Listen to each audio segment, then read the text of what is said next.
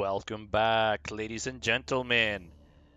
It is Pogo Play, and we are back for part number 2 of our campaign as Genghis. Well, it's not really Genghis the entire time, but as the Mongol Empire in Age of Empires 4. I hope you're having a great day, and I hope you enjoy the content that I'm about to put out for you. So, without further ado, let us begin. Genghis Khan had successfully breached the Great Wall of China. He led his forces to the greatest prize in the East, the capital city of Zhongdou. He besieged the city, knowing that its inhabitants could not hold out forever. The Battle of Zhongdou, 1215. Oh, this sounds like it's going to be a doozy. See? So the Zhongdou was a shining beacon of trade, healing, and technology. To take the great city for himself, Genghis would employ a slow but reliable strategy: starvation. Okay. Why would he, Alright, let's see how we starve an opponent out in this game.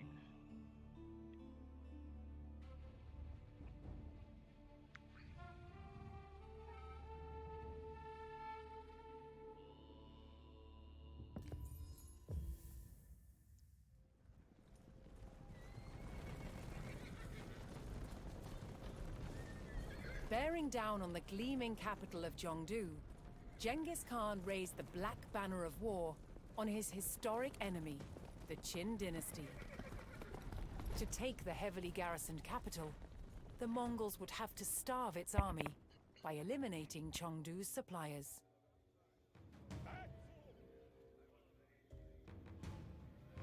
But first, the Khan directed his warriors to raid Qin buildings and villages surrounding Chengdu.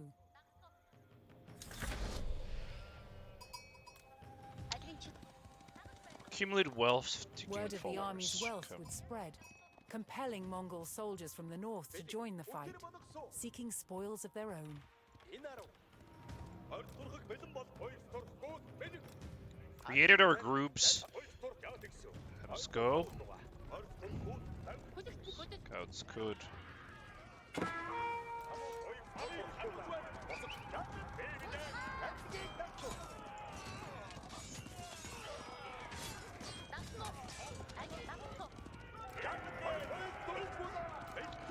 Gonna burn the tower.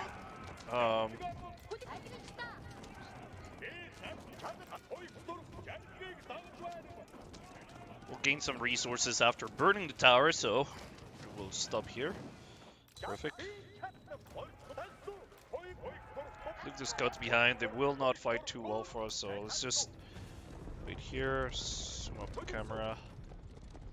Going around here, we're going around this huge hill, but trust me, you'll be able to see.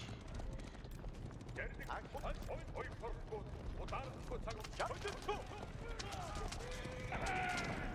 we go, so we're now raiding this area as well. See here, I think we see some villagers. There you go.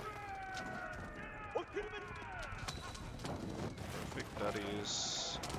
Okay.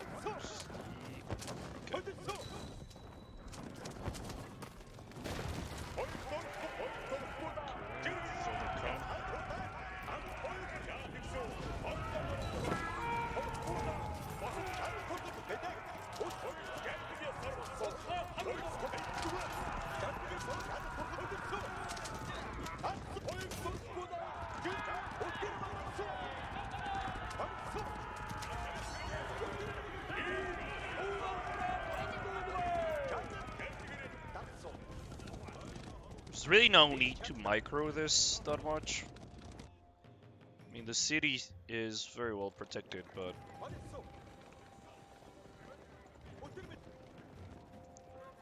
don't think they're going to attack us at any point.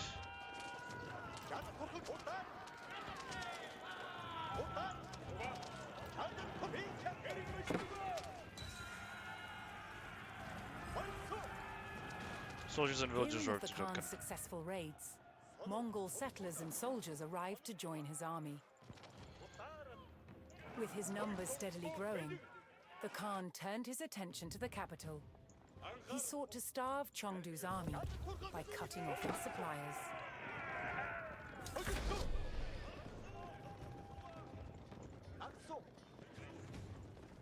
This is right away. To wait here. I mean, this is a repeat of last mission, if you think about it. I have to just eliminate these surrounding villages, and then take on the capital.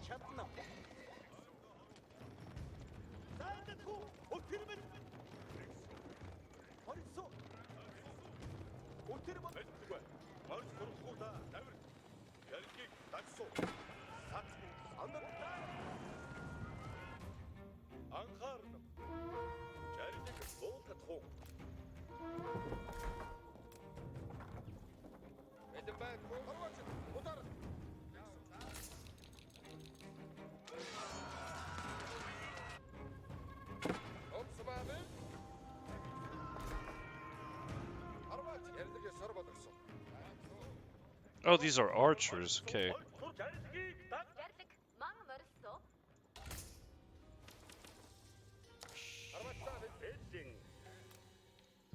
Let's get the gears, because we will need the food.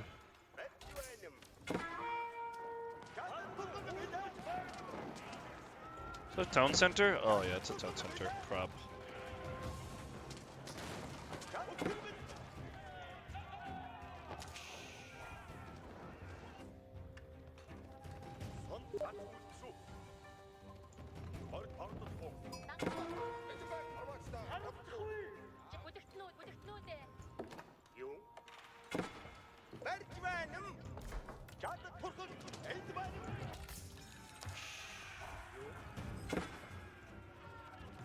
Nice. Get more of these guys.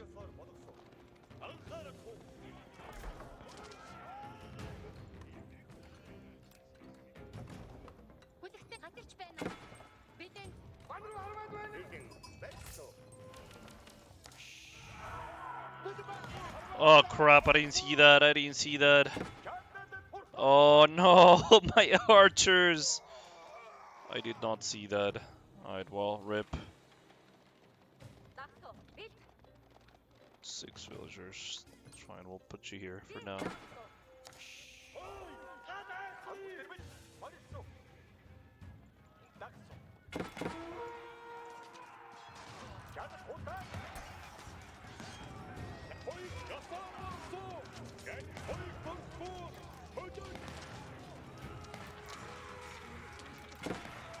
Make sure we get these nice shots here on the side.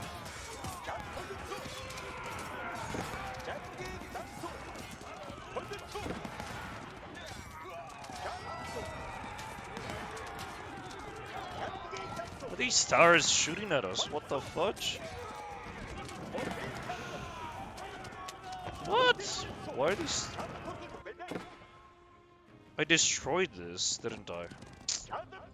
I get it. Like, you have to destroy everything in the vicinity.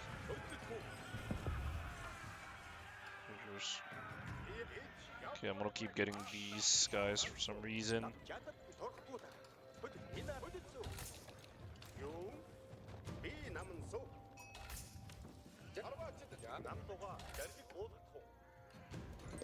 So some upgrades on the gear.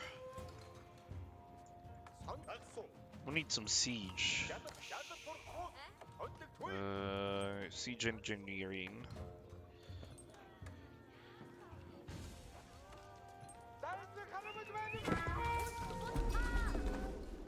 A Qin trader made it safely into the city and reported on the Mongols' numbers and movements.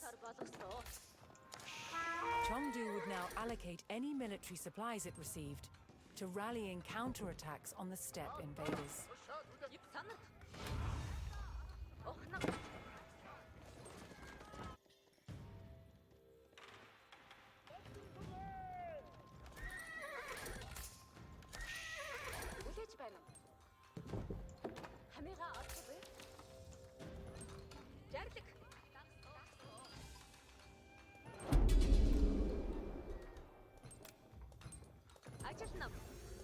Oh no, Japan getting some proper siege.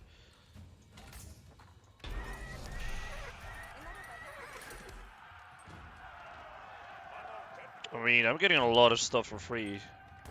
I'm not complaining about that, but at the same time, like, I know I'm gonna need some siege weapons to take the city.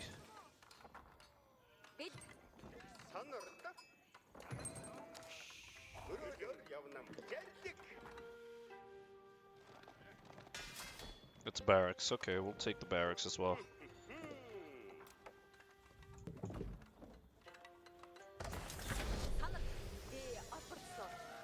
Got that.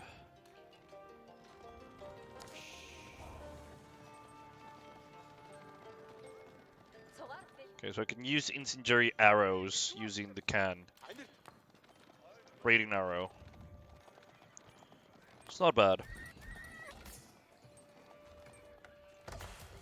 But again, not what we're looking for. We need to get this upgrades out of the way.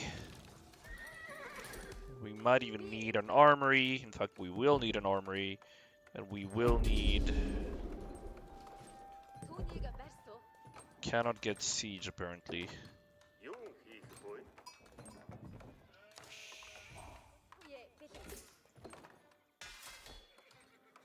Why don't you build?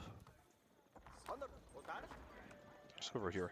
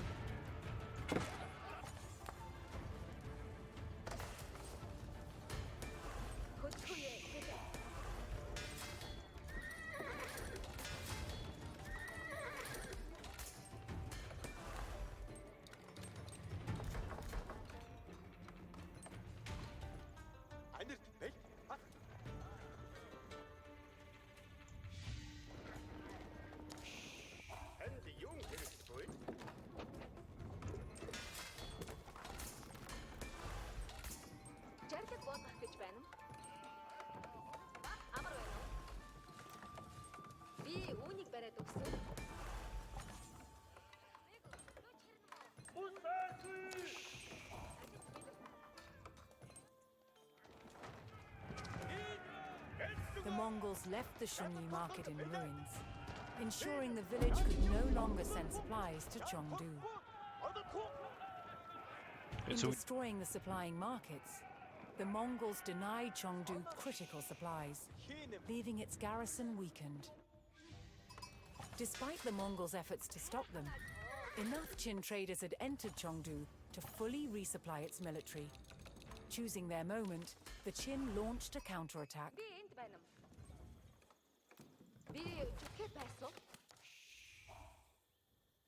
Because I'm gonna get counterattack soon.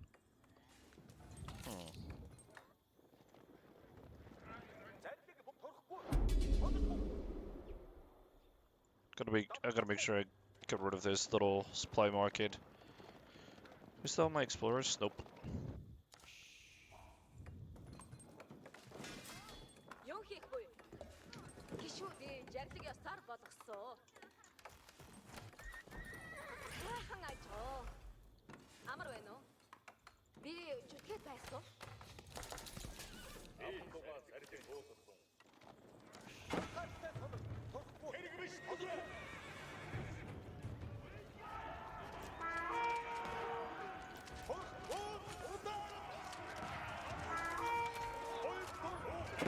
Genghis Khan's army struck down the trader that was headed to resupply Zhongdou. For every trader killed, Zhongdou lost several days' worth of supplies. The Mongols were systematically choking the city and starving its garrison.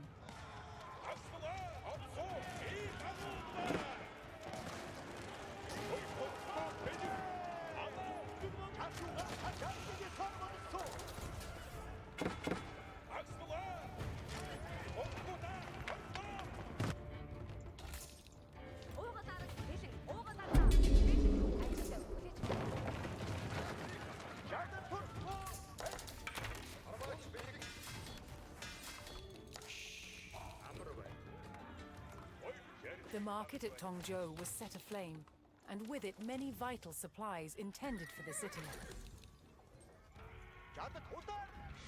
As the Mongols continued to sabotage the city's supplies, Chengdu's garrison grew weaker by the day. Very little micro to be had in this campaign.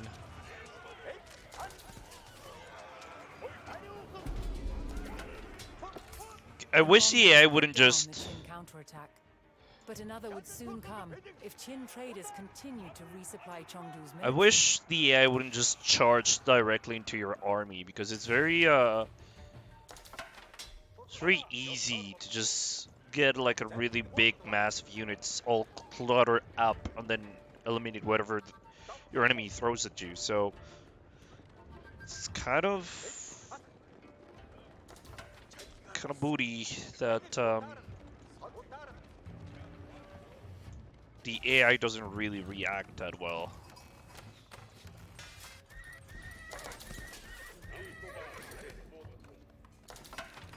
I mean, I'm supposed to be creating more and more units, but look. Well, I want to go directly for the market. I don't care too much about this little village. I don't know what this bar is. I wonder if this file is... If this bar is fully filled, would it mean that they win the campaign and that I lose? So far, this campaign has been very straightforward. Like, a little bit too straightforward if you ask me.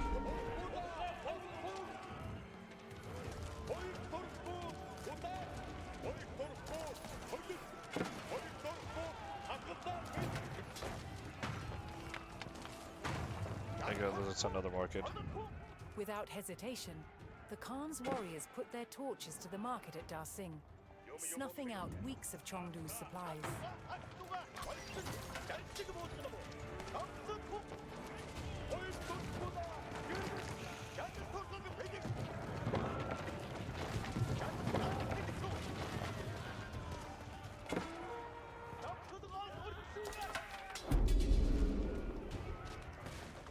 So there you go, that's a military supply, it's back to 0.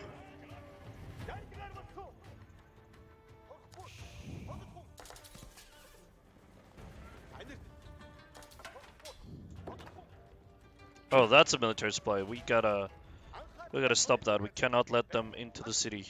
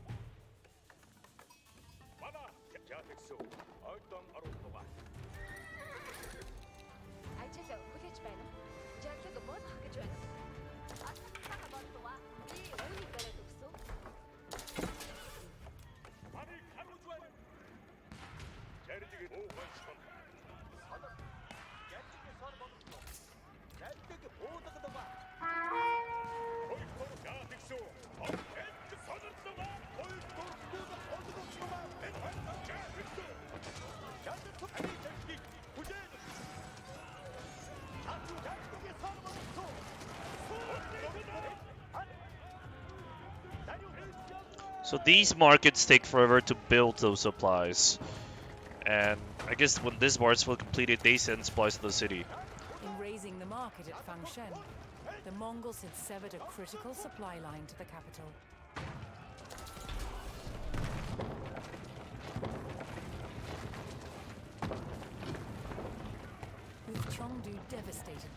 starvation.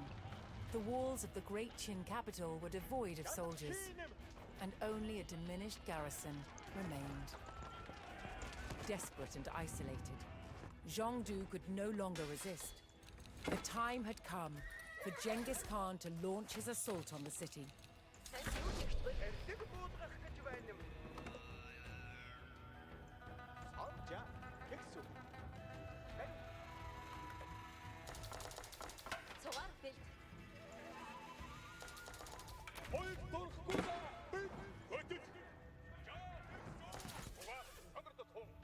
Okay, so I'm supposed to attack this city, but I don't have any siege engines at the moment. That might cause a little bit of problems. A few problems here and there.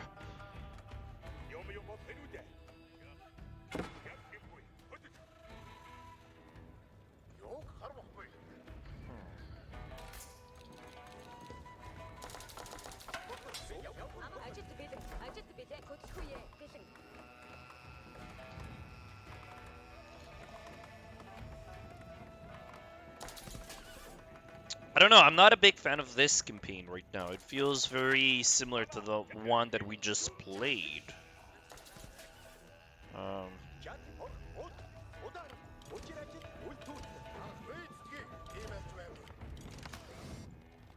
But I guess we'll build some siege engines. And eventually we will breach the city. There you go, it's pretty much done.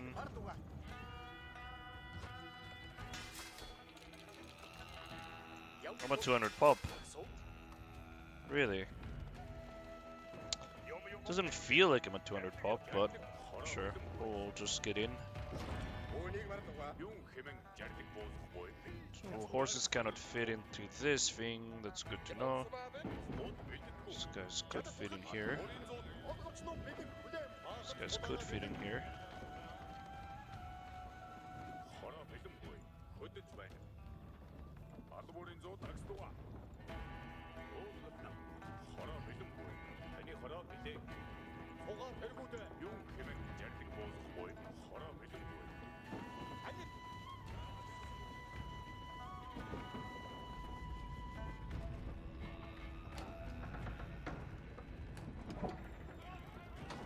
Okay, so you can just breach the walls. I mean, use these towers to get up here. What the fuck are these? Are these like grenadiers?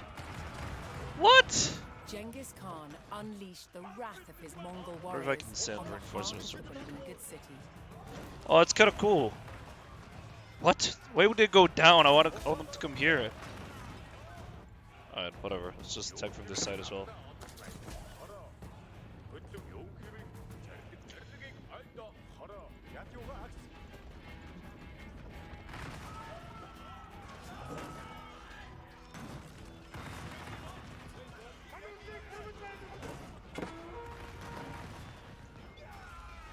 I want to just breach this bloody wall, but time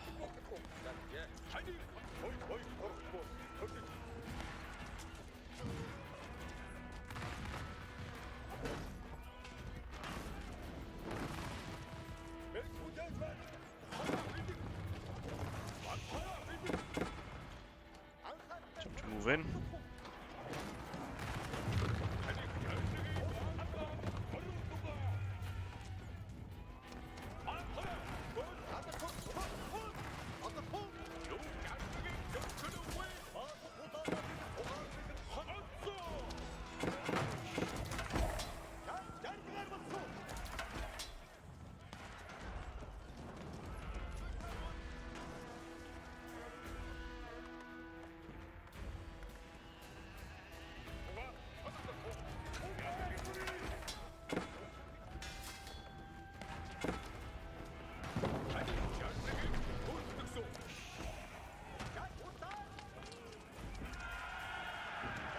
The Great Qin monument was put to flame. Mongol victory was within reach.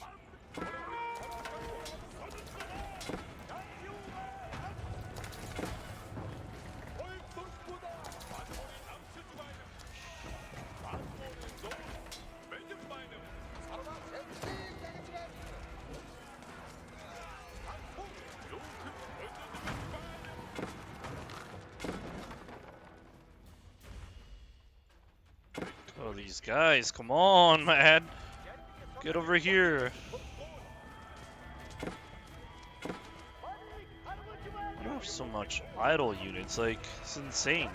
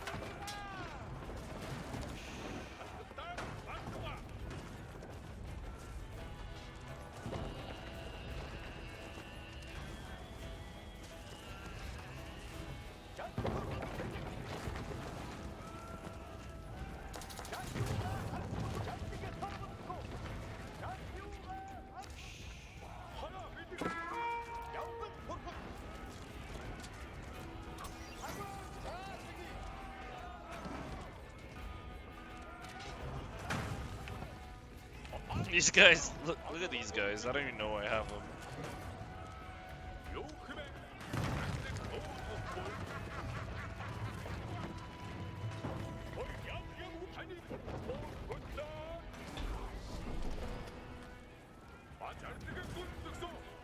It's an Imperial Palace. The city was ready to fall in the wake of the destruction wrought by the Mongols.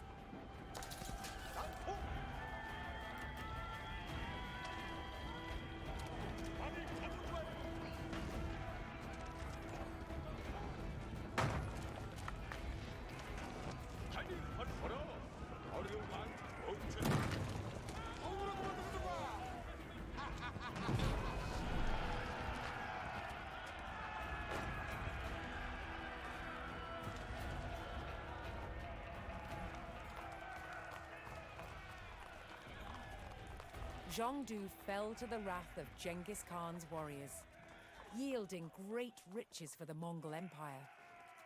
The sacking of Zhongdou would be remembered as one of Genghis Khan's most devastating victories. But this was just the beginning of his quest to create a global empire under Mongol rule.